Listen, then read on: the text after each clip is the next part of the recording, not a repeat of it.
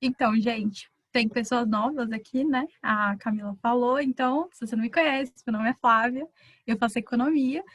Eu não sou nenhuma expert, né? Eu tô só na graduação, eu só fiz uma iniciação científica, tô fazendo a monografia agora.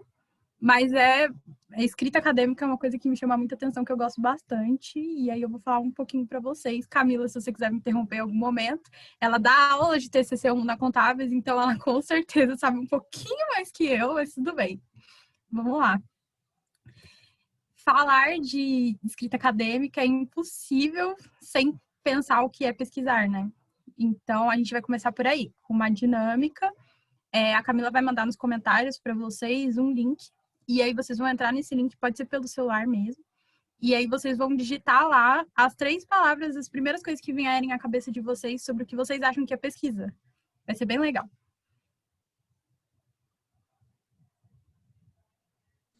Receber o link, pessoal?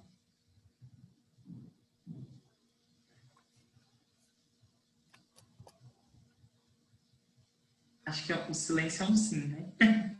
Eu imagino que sim. Recebi.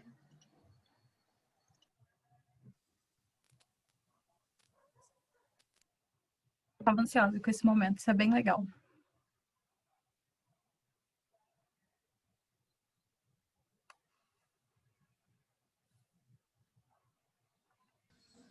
Conseguiram acessar, gente, até agora. Aqui embaixo, o Fábio, ele mostra quantas pessoas acessaram, mas até agora ninguém acessou, não. Aqui nesse bonequinho que tem aqui embaixo, no canto direito. Ah, tá. É porque a fotinho de vocês estava aparecendo, mas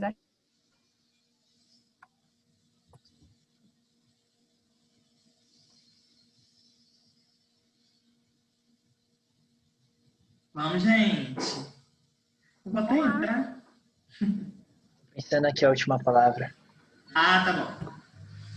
Estão pensando muito.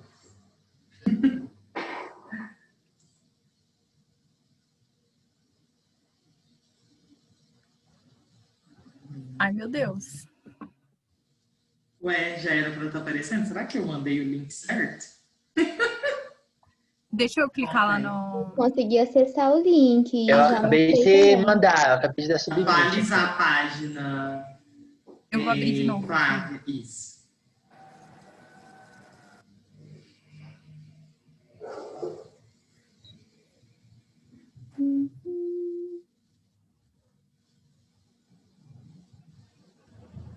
Agora sim. Agora apareceu. Investigação, ter respostas provisórias. Legal. Recorte, descoberta de novos dados, indagação. Chegar às novas dúvidas, esse é bom. Exposição, prática, conhecimento. Trabalho. Sim, trabalho. Muito. Legal, gente. Vocês conseguiram? Todo mundo conseguiu ver? Investigação é uma palavra que muita gente deve ter colocado, porque ela pareceu maior. É grande, né? Isso. Legal. Deixa eu abrir lá de novo. Todos vocês estão certos, gente. Pesquisar é isso mesmo. São todos esses adjetivos que vocês colocaram lá. Está muito relacionado a descobrir novos conhecimentos, né? Quando você tem domínio, ele pode ser científico, ele pode ser artístico, literário, sobre algum tema, sobre alguma especificação. Então, todos vocês estavam corretíssimos quando vocês escolheram essas palavras. E aí, quando a gente vai definir pesquisa, a gente pensa também sobre outras coisas. Como vocês falaram, investigar é uma coisa bem presente, é uma coisa que a gente realmente pratica muito quando a gente está pesquisando. Aí a gente investiga o assunto de interesse, a relevância dele. A gente também observa os acontecimentos passados e atuais, então é muito recorrente a gente encontrar pesquisas que comparam alguma coisa que aconteceu antes com o que está acontecendo agora, comparam 2 períodos diferentes, 2 localizações, 2 recortes temporais, então está muito relacionado também com o tempo. Está relacionado com conhecer determinado tema com profundidade. Então, é bastante importante a gente entender que pesquisa está relacionada a aprofundamento, a você especificar um tema e procurar a fundo nele, você lê muito sobre isso, você aprende sobre aquilo que você escolheu pesquisar. E para isso, né, como você faz isso? Você utiliza dados, utiliza métodos científicos, existem muitas teorias, muitos autores que abordam essa questão dos métodos científicos.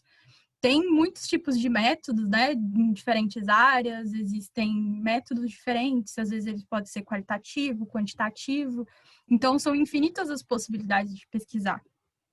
E ele também busca responder as questões que surgem no decorrer do estudo. Então, às vezes, você começa a pesquisa com uma hipótese específica, você começa a pesquisa achando que você vai chegar no resultado X, e ele muda completamente, às vezes, quando você chega ao final. Então, às vezes, quando você termina uma pesquisa, você tem mais perguntas do que quando você começou ela. É bem comum isso. E você vai descobrindo respostas ao longo da sua pesquisa, dos seus aprofundamentos, de tudo que você estuda, você descobre mais respostas, você tem resultados esperados ou não. E vão surgindo novas buscas, né? Por isso que é importante pesquisar uma coisa que vocês gostem muito, porque uma pesquisa finalizada, você pode ter aquele toque de pesquisar coisas diferentes, coisas relacionadas, então é bem legal. Então, pesquisa é tudo isso e muito mais, né? Uma infinidade de coisas, mesmo que a gente fale de coisas específicas, de filtrar tema, de delimitar alguns aspectos, a gente está falando de inúmeras possibilidades. Então, eu acho que isso que me desperta particularmente muito interesse, porque tem muitos caminhos, muitas coisas que eu posso escolher, que eu posso investigar, que eu posso descobrir, e é bem legal. Mas, né, o que nos vem ali quando a gente fala de pesquisa, né? Como todo mundo aqui provavelmente em algum momento vai fazer um TCC, vai fazer uma monografia, vai fazer algum paper para alguma matéria, para alguma disciplina. Então, como escolher o tema de pesquisa é uma coisa que às vezes pode assustar. Mas não se assustem, vai dar tudo certo, não é tão difícil quanto parece. Então, a primeira coisa que vocês têm que fazer quando vocês vão delimitar um tema de pesquisa é descobrir o que vocês querem pesquisar, né? Tão simples quanto é. Mas do que vocês têm que procurar saber do que se trata. E é por isso que a gente trouxe aqui como se fosse uns indicativos de como tornar mais fácil ou de como te direcionar para você escolher seu tema de pesquisa. A primeira coisa que você tem que fazer é descobrir o assunto. Então, como eu disse, a pesquisa tem muito a ver com especificidade, com delimitação de alguma coisa específica, de se aprofundar naquilo. Então, não é somente você escolher uma área de interesse. Por exemplo, eu posso escolher pesquisar contábeis. Só que contábeis é muito grande. Quantas coisas existem relacionadas à área de contábeis? Muitas. Então, o próximo passo é você escolher um tema. Então, por exemplo, eu sou da economia, eu quero pesquisar economia. Eu escolhi a área de interesse especificamente política. Só que economia política tem muitas coisas envolvidas à economia política. Então, eu escolhi um tema. E aí você escolhe um assunto, alguma teoria que você quer aprofundar, algum acontecimento histórico, alguma coisa que você quer descobrir. E aí depois você delimita aquele tema. Quando você fala em delimitação, está falando principalmente de recorte temporal, recorte espacial, de público-alvo. São todas as coisas que são extremamente importantes. Justamente porque quanto mais específico você chega, quanto mais um tema específico, mais profundo você consegue ir nele. Isso é uma coisa que um professor meu me disse, que às vezes quando a gente está no início, quando a gente está começando a pesquisar, você quer abraçar muita coisa ao mesmo tempo e às vezes você não consegue. Por isso que é tão importante você delimitar o tema. Porque se você sabe exatamente qual é o seu tema, se ele é uma coisa específica, você tem mais condição de se aprofundar nele, de você entender sobre aquilo que você está falando, de você conseguir estudar as pessoas que falam sobre isso, os métodos que você vai precisar, todos os instrumentos, então faz muito sentido que você tenha que delimitar temas. E aí, por último, você tem que definir um problema e um objetivo. Na próxima aula, a gente vai falar mais especificamente disso, né? Porque tem algumas coisas, alguns mecanismos para você definir problema e objetivo. Mas, basicamente, problema é o que você quer saber e por que você quer saber sobre aquilo. E o objetivo é justamente a delimitação de você especificar por que você está fazendo aquilo. Então, são duas coisas que são extremamente necessárias, que estão muito relacionadas ao tema e que são mecanismos que você tem que usar para você descobrir o que você gosta. Aí aqui eu coloquei uma definiçãozinha de delimitar, né, de restringir os temas em diferentes aspectos. Público-alvo, principalmente porque, às vezes, quando você está delimitando, por exemplo, eu quero estudar Brasil. Tudo bem, mas o que do Brasil? As pessoas, os aspectos, qual é o seu público-alvo? Eu tenho uma amiga, por exemplo, que está fazendo uma pesquisa sobre pessoas que moraram em habitações compartilhadas. Então, ela está fazendo uma pesquisa de campo e quando você vai responder o formulário, lá no comecinho está escrito público-alvo, pessoas que compartilharam a habitação. Então, ela escolheu o público-alvo, ela definiu e é aquilo que ela vai pesquisar. É bem interessante. O recorte temporal também é uma coisa, assim, essencial. Eu lembro que quando eu conversei com a minha orientadora a primeira vez, eu peguei e falei assim, eu quero estudar financiarização. Ela falou, então, né, mas quando você vai fazer isso? Existem a financiarização, a fase do capitalismo, ele está aí há muito tempo, mas você precisa fazer um recorte temporal.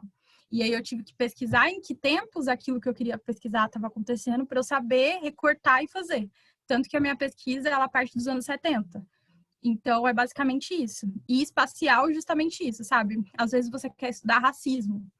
Tá, legal, é um tema, tem muita coisa que você pode estudar ali. Mas você vai estudar onde? Você vai estudar racismo? Porque o racismo no Brasil é diferente, por exemplo, do racismo nos Estados Unidos. Então, você fazer essa delimitação espacial também está relacionado a você escolher um tema de pesquisa. Eu trouxe aqui algumas dicas, eu não, né? Porque, gente, a maior parte do que está aqui é da aula da Camila, só para vocês saberem. Mas são algumas formas de delimitar o tema de pesquisa na prática. Então, como que eu faço isso, né? A primeira dica é você analisar essas disciplinas que você teve ao decorrer do curso e selecionar que te despertaram maior interesse. Isso é uma dica muito, assim, pessoal que eu tenho para dar para vocês, que quando vocês forem escolher um tema de pesquisa, é muito importante que vocês gostem daquilo. Porque quando você faz pesquisa, como eu disse, é muito trabalho e você tem que ler muito, você tem que estudar muito, investigar. E chega um momento que quando você está fazendo aquilo e você não gosta, acaba ficando muito cansativo e para de te dar os prazeres que a pesquisa pode trazer para sua vida, para o seu futuro. Então, é muito importante que vocês procurem um tema que vocês se identifiquem de verdade. Além disso, uma dica legal é você fazer uma lista das ideias e temas que você tem mais familiaridade. Então, tipo, por onde começar? Peraí, senta lá na cadeirinha, pega uma caneta e um papel e escreve, eu gosto disso, disso, daquilo. E aí depois você vai em um site, no Google mesmo, você joga lá e você vai lendo trabalhos que tem sobre aquela área. E aí vai ficar mais fácil de você selecionar as coisas que vocês gostam. Então, é bastante importante isso. Pedir dicas para os professores e para pessoas que têm interesse, né, nesse tema, que já estudam esse tema, para você entender a viabilidade. Primeiro que procurar um especialista também é muito legal, porque você sabe como que é de fato estudar aquilo. Por exemplo, eu quero fazer uma pesquisa de campo, mas eu nunca fiz uma pesquisa de campo. Então, se você conversa com alguém que já fez, você vai entender se tem obstáculos fazer aquilo, se aquele método é melhor que o outro, já te dá uns insights sobre o que vai ser melhor, de como você pode direcionar aquilo.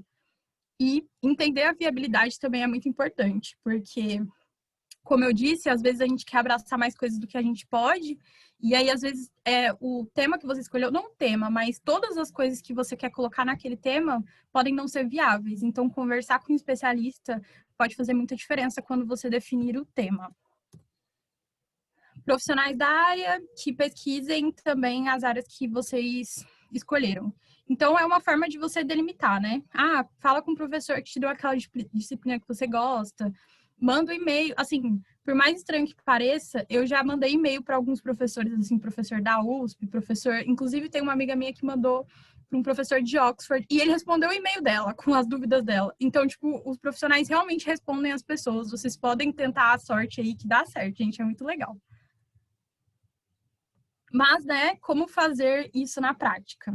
E aí, eu trouxe aqui alguns links que eu vou mandar para vocês depois, né?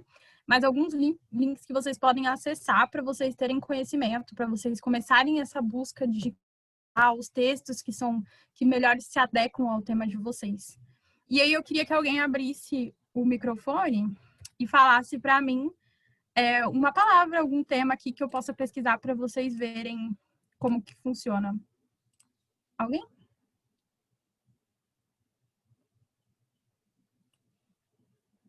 Gente, uma palavrinha.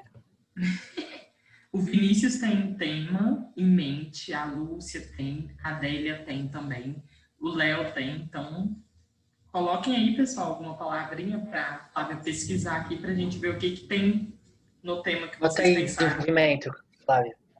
Oi? Desenvolvimento. Legal. Vai vir muita coisa, só desenvolvimento. Mas é mais para mostrar para vocês, por exemplo, esse site aqui da Cielo que a gente colocou. Normalmente os sites eles vêm com alguns filtros que aparecem aqui. Então você pode delimitar, por exemplo, ó, tem 44 mil artigos aqui sobre Brasil e desenvolvimento. Então tem vários artifícios que vocês podem usar aqui, ó, sobre periódicos, o idioma que você quer, a data de publicação. Então todos esses sites que eu estou sugerindo, normalmente eles têm esses filtros e eles são muito úteis, porque às vezes, por exemplo, o tema desenvolvimento, ele pode estar falando de desenvolvimento, sei lá, geográfico antes da Pangeia, alguma coisa assim, sabe? Tem muitas coisas de desenvolvimento, então você pode fazer um recorte. E a maioria dos sites que estão ali, eles funcionam assim. Eu queria colocar aqui o... Ai, meu Deus. Flávia, tem de todo, tipo, tem só em inglês, tem de vários. Fala mais alto, por favor, Tadeu. Eu não escutei direito. Mano, teu microfone tá muito baixo, tá ligado? É. Então, eu vou trocar. Então, mas assim, eu acho que ele perguntou sobre se tem todas as línguas, né? Mas tem, vocês nesses sites aqui, você consegue procurar em português, inglês, espanhol, em todas as línguas possíveis. Aqui eu queria mostrar para vocês o repositório da UFO, que é bem legal, assim, se vocês estiverem com muita dúvida, vocês podem ir aqui no instituto de vocês, né? Tipo, por exemplo, deixa eu pegar aqui, matemática. Aqui, por favor, eu queria ver. O quê? Pode falar? Pega a FACIC. Eu quero ver o que tem dentro. Fiquei curiosa. Ai, gente, cadê? Ó, em cima.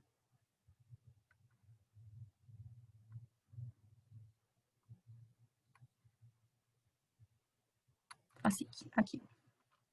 Aí aqui vocês podem ter acesso aos anais, né, que já foram disponibilizados, a periódicos, tem as dissertações de mestrado, tem teses aqui também.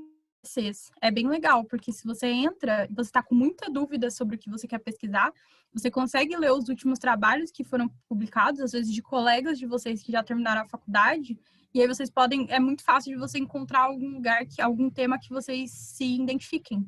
Então, eu acho que, assim, para vocês, nessa fase de escolher o tema, esse repositório da UFO aqui é ótimo. Então, esse é o primeiro passo para vocês conseguirem delimitar um tema, né? E, assim, tem bastante base de dados aqui, infinitas, assim, sobre temas infinitos, períodos infinitos, então é bastante útil. Gente, onde é que vocês vão disponibilizar esses links? Na atividade, Na Classroom? no Classroom. Vai estar lá, Ok. eu coloquei um arquivo com os links. Tá bom, obrigado. Nada.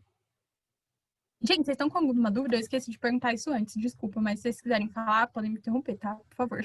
Ela perguntou se vai disponibilizar essa matéria para a gente depois ou a aula é só gravada. Acho que se você vai disponibilizar os slides lá. Eu posso mandar, eu coloco lá no Classroom para vocês verem também.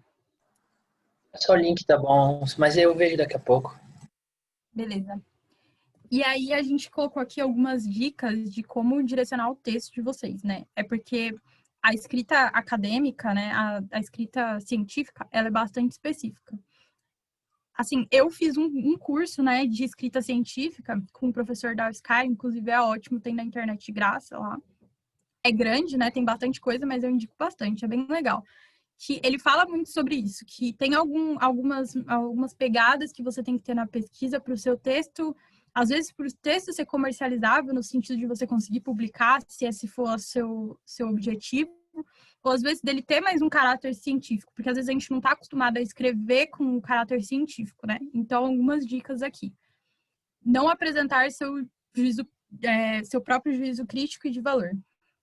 Então, o que a gente está querendo dizer não é que, nossa, você não pode falar aquilo que você acha. Lógico que no momento que você está fazendo uma pesquisa, que você escolhe suas referências, que você escolhe um tema, que você escolhe como montar aquilo, você está colocando uma parte de você ali naquele trabalho que você está fazendo.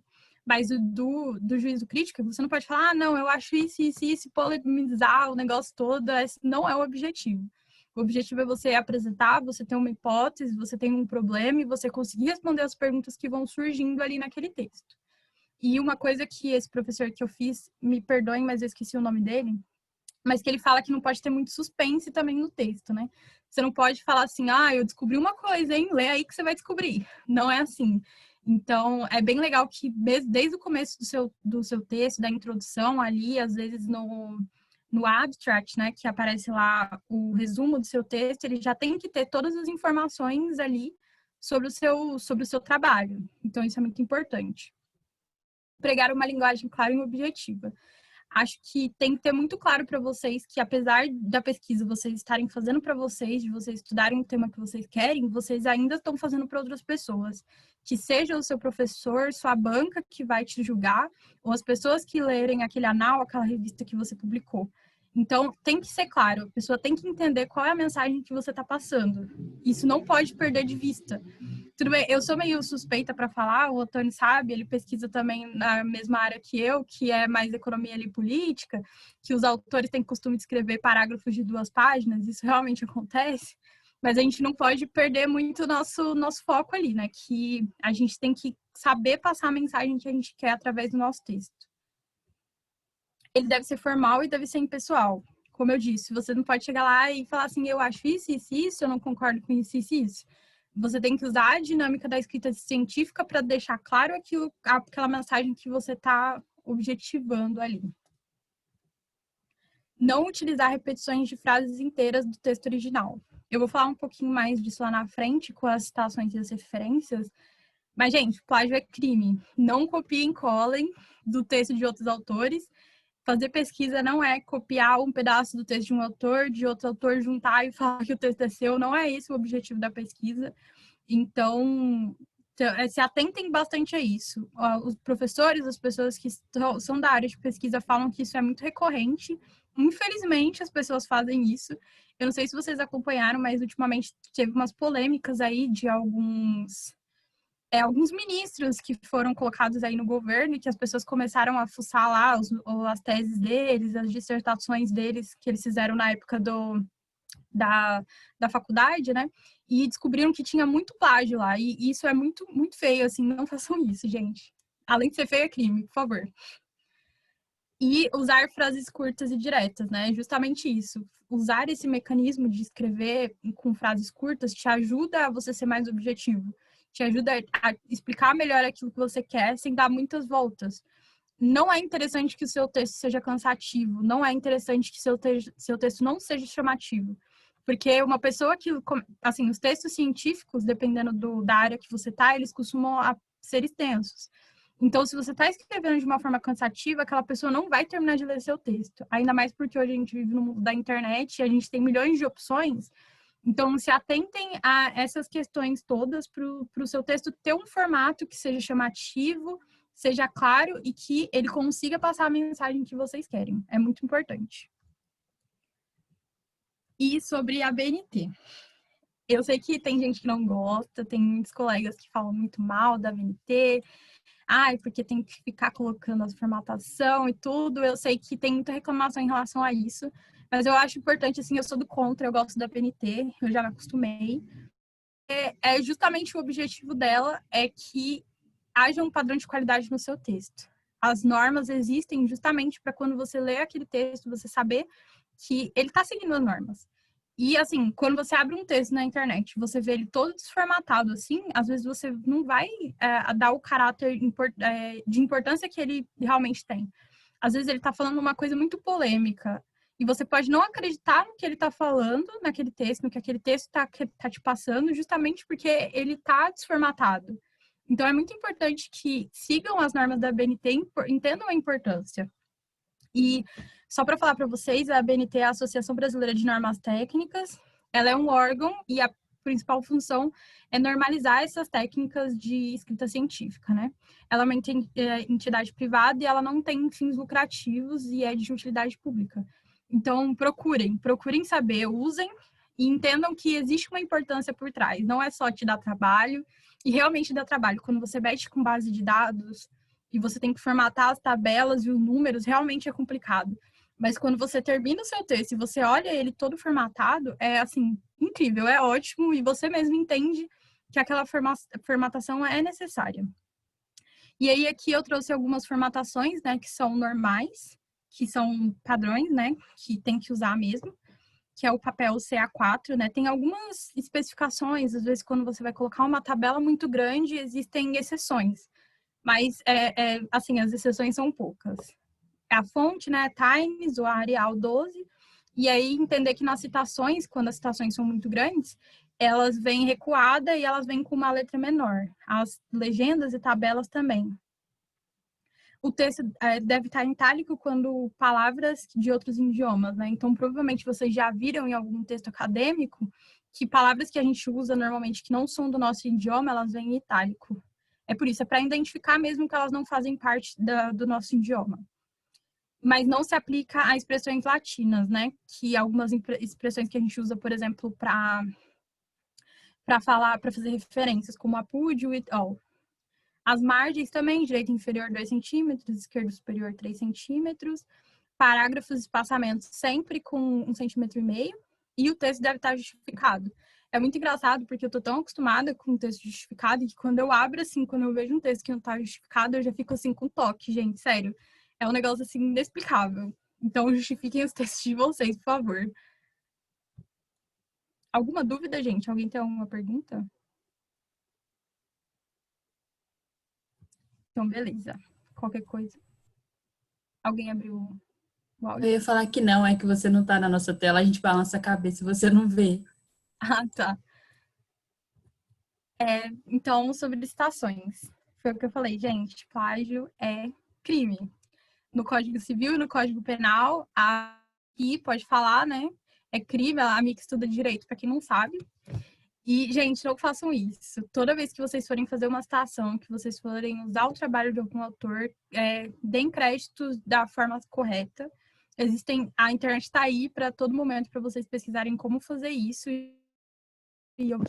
Mas façam isso, é muito, muito, muito ruim fazer isso. Eu já vi, por exemplo, o caso de uma menina que o que ela fazia? Ela queria disponibilizar os livros que ela gostava num blog. E aí ela pegou várias histórias que ela lia, vários livros, e escreveu no blog dela. Simplesmente transcreveu os que estavam nos livros e colocou lá, sem referenciar os autores. E ela está respondendo a uma acusação lá, ela está, assim, ela tá devendo muito dinheiro e ela não tinha. Ela era uma menina de 15 anos que estava só querendo compartilhar com os amigos os livros. E aí processaram ela, foi bem ruim. Então, por favor, referenciem certinho, deem os créditos, isso é muito importante. Eu peguei esse daqui da aula da Camila, viu, gente? Então, ó, tudo da Camila. Sobre algumas dicas, né, das citações. Existem 2 tipos de citações, ela pode ser indireta ou direta. Nas indiretas, é quando você consulta a obra de um autor e você parafraseia o que ele falou. Você escreve com as suas palavras. Então, você entende o que ele escreveu, entende qual é o objetivo dele, o que ele está querendo passar, e aí você coloca no seu trabalho. Quando você faz isso, você pode fazer isso no meio do seu texto e você tem que referenciar em todos os casos. Aí a referência pode vir no final da frase, no final do parágrafo, e com certeza a referência tem que estar no final do texto lá, devidamente feita, seguindo as regras, né, da ABNT. E aí tem a citação direta, quando você faz aquela transcrição fiel, né? Quando ela é pequena e ela aparece no meio do texto, ela vai entre aspas, e aí normalmente você coloca a página, o nome do autor, né? O ano que ele escreveu aquele trabalho e a página de onde você tirou. E aí isso quando ela é curta. Quando ela é longa, ela tem mais de 3 linhas, você tem que fazer um recuo de 4 centímetros lá no Word, e você não precisa colocar entre aspas, né? Você só coloca a referência lá no final. E aí tem a citação da citação, né? Que é, por exemplo, quando o Marx, eu tô falando do Marx porque eu leio muito o trabalho dele, mas quando o Marx está falando do Davi Ricardo no trabalho dele, eu não tive acesso ao texto do Davi Ricardo, eu tive só acesso ao do Marx. Aí eu tô fazendo uma citação de uma citação. E aí tem um jeito diferente de você fazer a citação no final. Aí ela pode ser também direta ou direta, né? Alguém tem alguma dúvida, alguma pergunta? Eu sei que essa parte de citação é bem, não difícil, mas pode assustar. Essa parte que você falou, nossa, aqui no bairro tá tendo uns trovões sinistros. Gente, deixa ela perguntar, depois eu pergunto. Estamos juntas, aqui também tá trovejando, do meu ponto de cá do bairro. Mas é uma pergunta rapidinha. Por exemplo, esse recuo, na hora que falou recuo, deu um branco assim na minha cabeça, mas é aquele negocinho da gente pôr pro lado e deixar como se fosse em destaque, e precisa ser num tamanho menor essa citação. E esse recuo de 4 centímetros, a gente regula ele na tabelinha, ou ele, de certa forma, pode vir de uma forma meio que automática, se a gente só apertar naquele botãozinho lá do Word? Quando você aperta, eu vou mostrar depois do texto, que eu separei um texto para vocês verem na prática, mas quando você pode selecionar toda a citação, e aí você apertar o Tab, e ele vai dar o espaçamento, ou você pode arrastar lá na régua do Word, que fica em cima. Eu vou mostrar na prática para vocês, não é difícil não. Beleza? A minha pergunta é o seguinte, na citação da citação, quando você está colocando ali no texto, quando você faz a referência da citação, por exemplo, dito por tal pessoa, você fala do primeiro autor? Do autor Você tem que fez falar aquela... dos dois. Você tem que falar dos dois. Eu vou mostrar No como ele texto, né? aparece. No texto e nas referências embaixo. Isso. A PUD, né? Ok. Isso, APUD. O APUD você coloca na referência no meio do texto e o IN você coloca quando vai nas referências embaixo. Mas vou mostrar para vocês. Deixa eu só falar das referências, que aí eu esgoto aqui os slides e vou para o texto para vocês verem. Ok. Oi. Não é gráfico. Você pega o gráfico de algum lugar. Então, é porque gráfico você referencia diferente. Você coloca o gráfico lá, se for uma imagem ou se for o gráfico mesmo, aí você coloca ele lá. Aí embaixo você tem que fazer a citação com a letra menor, né? Aí você escreve fonte, 2 pontos. Aí você escreve de onde você tirou, do texto, por exemplo, IBGE. Ou você escreve IPEA 2017, alguma coisa assim. Aí você coloca 2 pontos e coloca elaboração, ponto e vírgula, desculpa. Elaboração, 2 pontos, aí você coloca se foi você que fez ou se você colocou, se você tirou da fonte. Então, e aí quando chega nas referências embaixo, você coloca a referência bonitinha do lugar que você tirou. Tá, certo, obrigado. Nada. Mais alguém, gente? Essa parte gera bastante dúvida mesmo.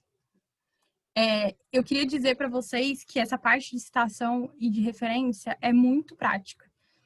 Eu acho que eu já até comentei com a Camila que quando eu fiz a minha primeiro texto que eu mandei para minha orientadora, eu mandei tudo errado. Tava tudo errado, as citações, as referências, e ela me mandou aquele texto lá todo vermelho das correções das citações.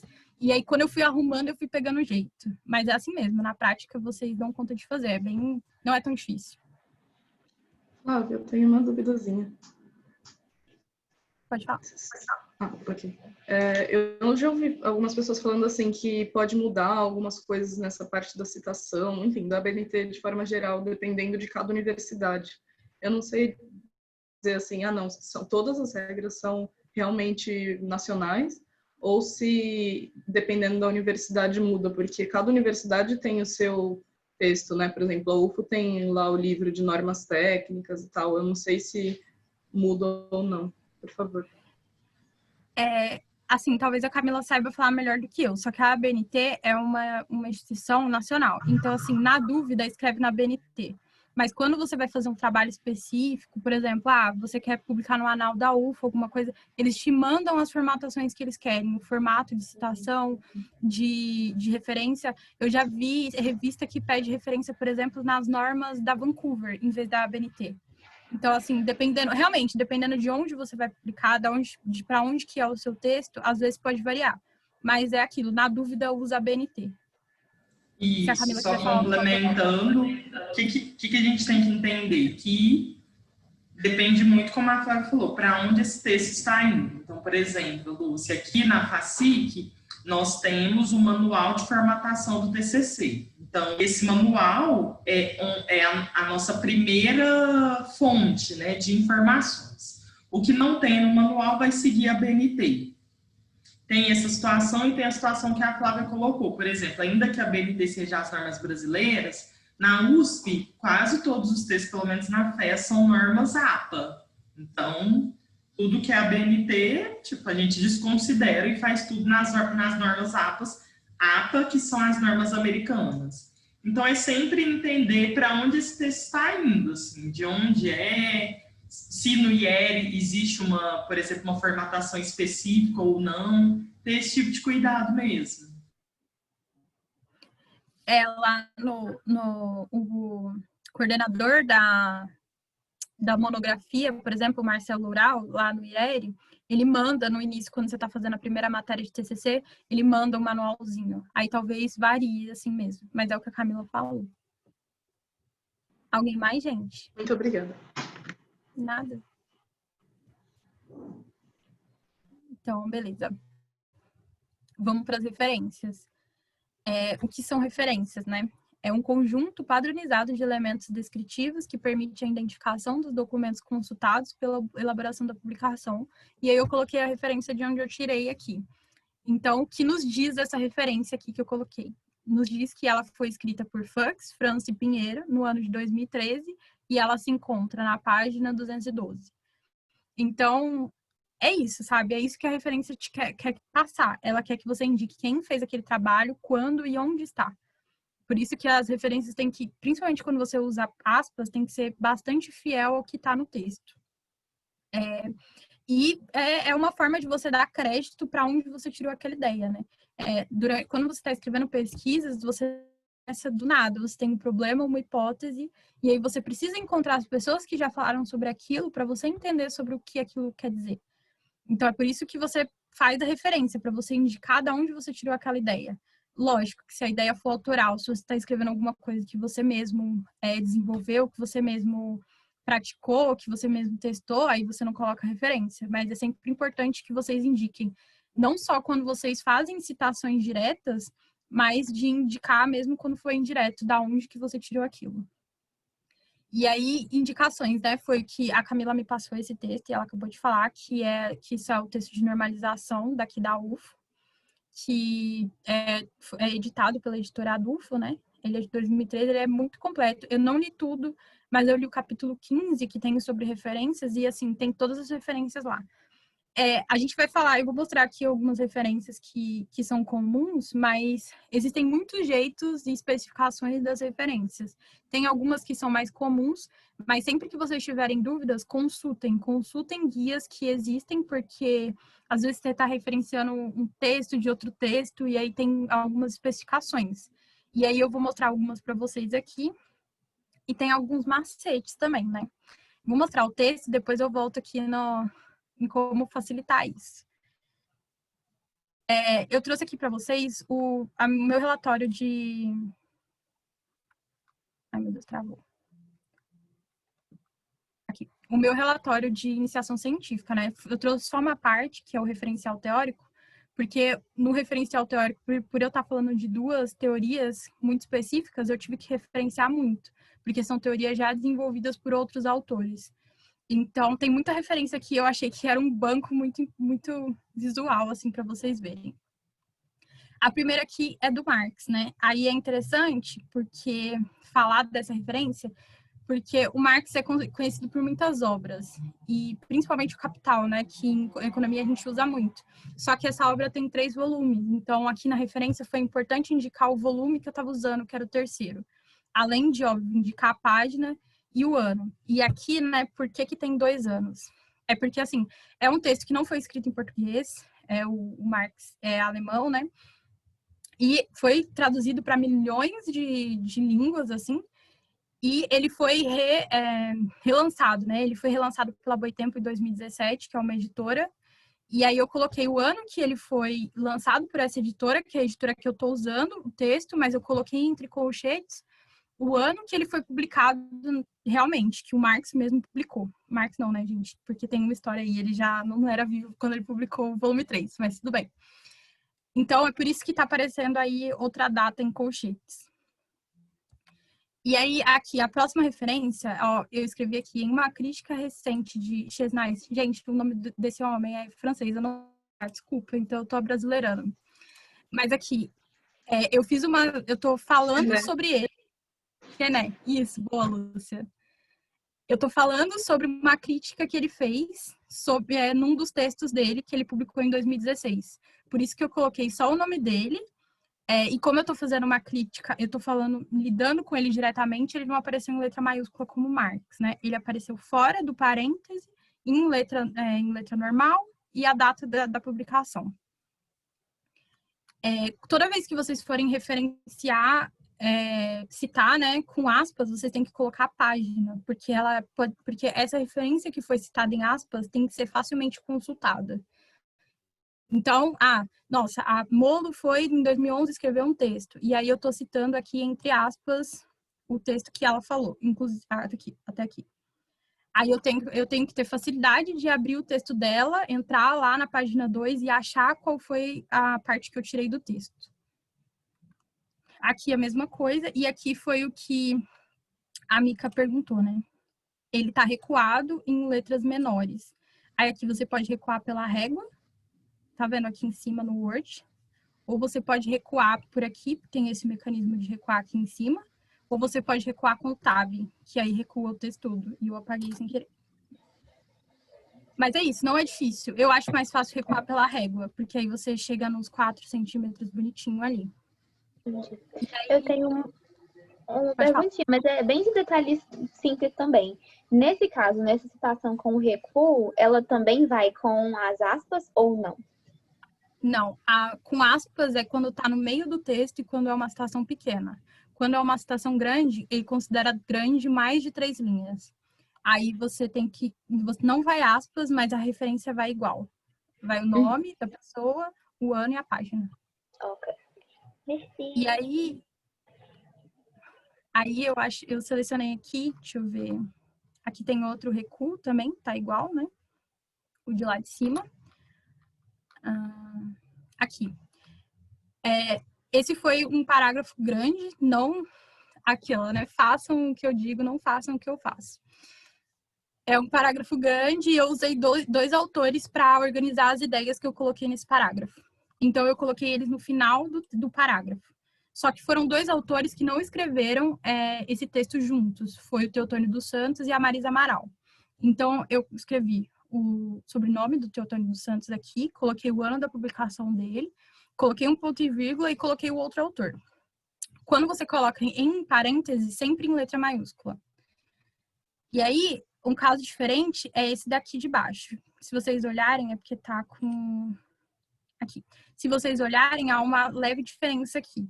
A diferença entre esse aqui de cima e esse é porque esse daqui, o dos Santos e Amaral, são 2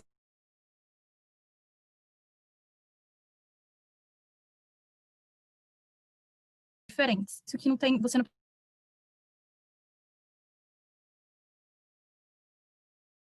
precisa escrever nessa parte, é isso. Tem esse artifício aqui que vocês podem usar também. Eu fiz uma citação aqui em cima desses autores, né, do Duarte e do Glacioli, não sei pronunciar, peço perdão, mas eu fiz uma referência a eles aqui. Não, eu estou referenciando aqui de baixo, desculpa. Eu fiz uma referência ao Teotônio dos Santos aqui, e aqui embaixo eu usei outra referência dele.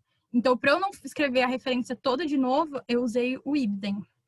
É normal você encontrar nos textos, que significa do mesmo lugar, né? É em latim. Então, significa que a informação que eu estou escrevendo aqui embaixo, ela é do mesmo lugar da informação que está logo anteriormente.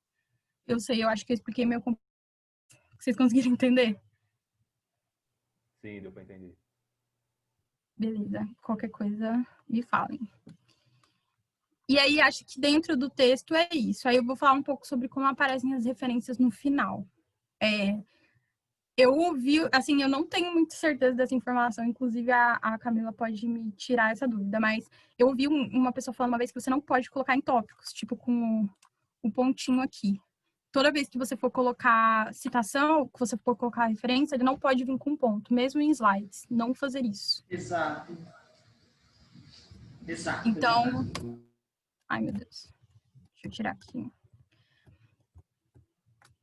Aí, quando vocês forem fazer muitas referências do mesmo autor, em vez de você ficar escrevendo, por exemplo, eu usei aqui a Marina Silva, uma coisa eu nunca esqueço, as referências todas têm que vir em ordem alfabética.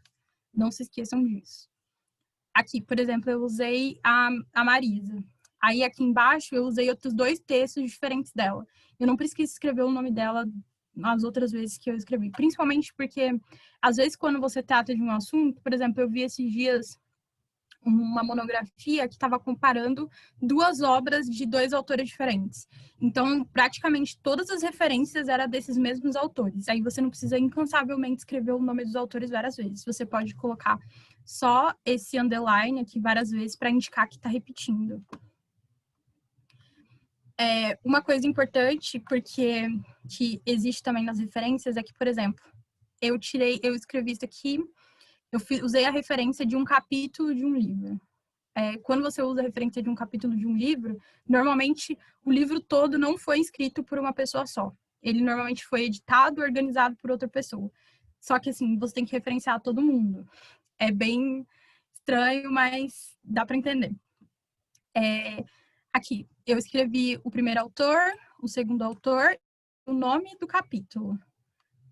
E escrevi as páginas que estão naquele capítulo. E eles estão dentro, que é um artifício que usa, inclusive ele não devia estar em itálico, porque para palavras em latim não precisa colocar itálico, no texto desse cara que foi editado por ele. E o nome do livro inteiro é esse daqui.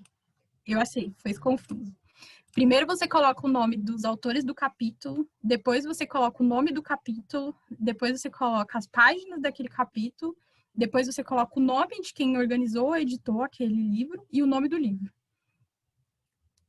É difícil, assim, fazer manualmente é difícil, mas é uma coisa necessária. Aí você tem editor, né, que é o ED, ou organizador aqui. Aí, por exemplo, esse daqui eu fiz uma citação ao texto todo que foi organizado por essa autora aqui. Aí eu coloco o nome dela e especifico lá que ela é organizadora, não autora.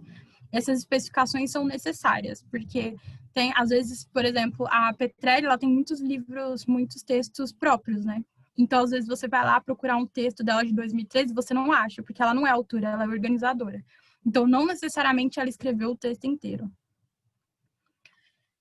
Aí aqui eu selecionei porque é aquele caso lá que eu citei lá em cima, que são 2 escritores diferentes, né? Então você escreve o nome do primeiro, o sobrenome em letra maiúscula, os primeiros nomes dele, depois você coloca ponto e vírgula, e aí você repete quando tem mais autores. Outro artifício também que é bastante usado é o it all, que é um termo em latim para, se eu não me engano, significa e outros. Normalmente quando aquele texto foi escrito por muitas pessoas. Às vezes vocês podem referenciar livros que foram escritos por 10 pessoas, que são livros normalmente técnicos. Para você não ter que escrever o sobrenome e nome de todas as pessoas, vocês usam o with all. Você coloca o primeiro. Normalmente, nos textos que são publicados, o primeiro nome, né, o primeiro autor, ele é o principal. Às vezes o cabeça ali da organização, da edição. E aí você coloca o sobrenome dele, o nome dele e it all, que significa que tem mais pessoas que trabalharam com ele naquele trabalho lá, naquela publicação. Aqui o do Marx, como eu disse, né, eu tenho que colocar qual é o volume, que é o livro 3, ou volume 3, que eu tinha falado, porque são vários livros dele. Colocar aqui em colchete a data da publicação real, de quando foi publicado pela primeira vez o livro, e a data da edição que eu estou usando, que é 2017, da editora Boitempo. E aqui, aquele caso que se eu não me engano, foi a Adélia que perguntou, do APUD. Aqui, essa primeira parte, é como aparece no texto, né?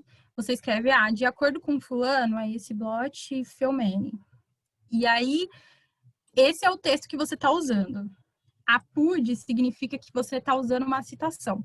Então, esses 2 primeiros autores aqui citaram esses outros 2 autores no texto. E aí, você usa o APUD para dizer da onde veio o texto. Então, você tem que referenciar todo mundo. Quando você coloca nas referências lá embaixo, aparece muita coisa. É até meio confuso, devo dizer. Então, tá vendo? Eu peguei o nome das pessoas que estão falando aquela frase lá, aquela ideia. No caso aqui é uma citação direta. Então, as pessoas que escreveram elas no trabalho que foi organizado por Mendes. Então, você referenciou todo mundo aqui. A pessoa que organizou o texto, as pessoas que estão realmente falando isso. E provavelmente, como é organizado, o capítulo do texto que essa frase foi tirado foi escrito por essas duas pessoas, as primeiras pessoas que estão referenciadas aqui. Então, assim, é bastante coisa, gente. Eu sei que foi uma enxurrada de informações. Alguém tem alguma pergunta? Eu tenho. Desculpa. Pode falar. Se for eu peguei alguma coisa de um vídeo, como é que faz? Eu acho que tem referências específicas para fazer para vídeo. Eu não consigo te falar porque eu nunca fiz. Mas lá no livro da Adufo deve ter, se você procurar. Sim. Beleza. Que não é muito comum, né? Assim, Você texto... Tá ouvindo, gente? Sim. Sim. Que não é muito comum no texto científico, né? Utilizar os vídeos. A gente tem sempre que só tomar cuidado com as fontes, né? Mas, por exemplo, agora que a gente está no online, que tem bastante coisa acontecendo, né? Lives, etc., eu acho que vai ser algo comum. No livro da Edufo, aqui da UFA, é um livro, na verdade, da biblioteca, meninos. Ele ensina como é que a gente faz essa referenciação de vídeos, tanto ao longo do texto, quando você for fazer uma citação, como também aqui no final do texto, na lista de referências. Vou aproveitar só para falar rapidinho, pelo menos para contábeis, não sei como é para os outros cursos, o uso de APUD não é bem visto. A gente só usa APUD em casos extremos, quando você realmente não encontrou o texto original. Se você começa a usar muito APUD de textos que estão disponíveis, parece uma preguiça, assim, de procurar no texto original. Então, só dando essa contribuiçãozinha aqui. Bem lembrado, eu esqueci de falar. No último lugar que eu publiquei, era proibido colocar APUD. Eu até tive um trabalhinho, porque eu estava querendo pegar uma tabela de um autor e eu não achava de jeito nenhum negócio. E aí, assim, eu fui no fundo da internet achar, porque eu não podia colocar APUD. A Lúcia ia fazer uma pergunta. Eu só queria saber primeiro se é só sobre esse tema das referências ou se pode falar de outras coisas. Pode perguntar, se eu souber te responder. Então, não sei se tem...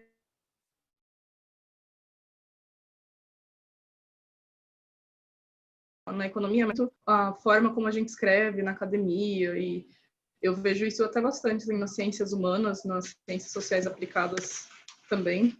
Essa questão, né, da linguagem impessoal que você tinha mencionado, e ela busca de alguma forma contestar, só que eu não sei muito como isso é recebido por professores, assim, a gente buscar aproximar a nossa linguagem, não necessariamente do dia a dia, e mantendo uma linguagem clara, objetiva, mas utilizando o vocabulário que ela chama de americano, né?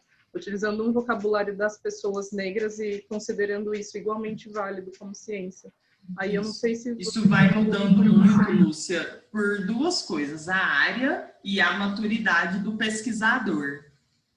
Ontem mesmo eu estava conversando com a Flávia, não sei se foi ontem ou semana passada, que, tipo, eu escrevi a minha tese em primeira pessoa. Tipo, eu escrevi o texto da tese de doutorado todo em primeira pessoa. Só que me demandou um pouco de maturidade para chegar nesse ponto. Aí eu vou falar também, de novo, da contabilidade. Sendo uma área mais fechada, mais técnica, para quem, como vocês, estão nos estágios iniciais de pesquisa, muito dificilmente a área vai receber, de forma positiva, um texto escrito, por exemplo, em uma linguagem que não seja essa, mais quadradinha, sabe? À medida que eu fui, enquanto pesquisadora da área, criando um pouco de maturidade, conhecimento científico, eu tive segurança para falar, não, agora eu posso escrever em primeira pessoa. Porque o que vai acontecer, como a Flávia falou, a gente escreve e a gente publica. Então, as pessoas vão ler e vão reagir em relação à sua pesquisa. Então, na nossa área de contabilidade, eu só tive condições de falar, não, agora eu vou escrever em primeira pessoa, e se alguém questionar, eu tenho condições de falar que eu estou utilizando outras abordagens epistemológicas que não o positivismo. Mas só que eu tive que chegar no doutorado para fazer isso. Porque quando a gente pensa em outras formas de escrita científica e desenvolvimento de pesquisa, Lúcia, a gente está saindo dessa pesquisa positivista, mais quadradinha, mais objetiva. Nós estamos indo para abordagens epistemológicas alternativas. A contabilidade, que é uma ciência muito nova, dificilmente alguém vai conseguir fazer isso no nível de graduação. Pode ver que tipo, os meninos de contabilidade que estão aqui sabem que a gente lê muito pouco e escreve muito pouco no curso. Assim.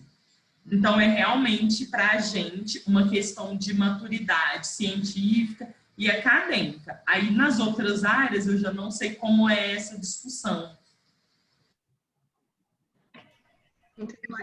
Eu acho que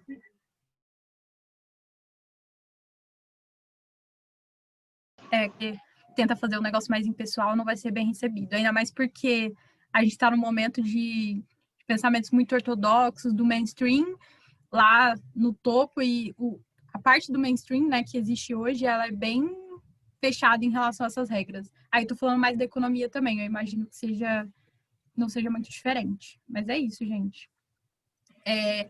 Eu vou voltar lá no slide para falar para vocês dos macetes que eu falei que eu ia dar a dica aqui para finalizar. Existe um site, eu não sei o que a Camila vai falar disso, mas eu uso muito porque às vezes fica muita dúvida de como referenciar. Mas existe esse site aqui, eu sempre, toda vez que ele me gera uma referência, eu sempre vou lá conferir nas regrinhas se ele gerou certinho. Mas eu acho que é uma dica muito boa. Vocês vão ter o link disso, é perfeito, gente.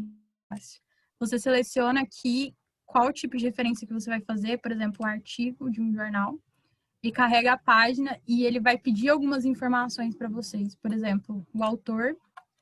Aí vou só fazer aqui para vocês verem como que sai.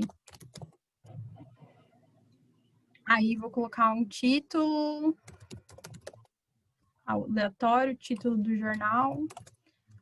Eu tinha ouvido falar desse Mori também, que a Thaisa colocou no bate-papo. Isso. Tem bastante. Eu tô indicando esse porque eu uso e ele é confiável, assim, pelo menos até onde eu sei. Eu, como professora, só posso ver isso como o auge da preguiça. Realmente. Em minha defesa... Mas é mesmo, dá muito trabalho fazer referência. É muito prático. Gente, é muito prático.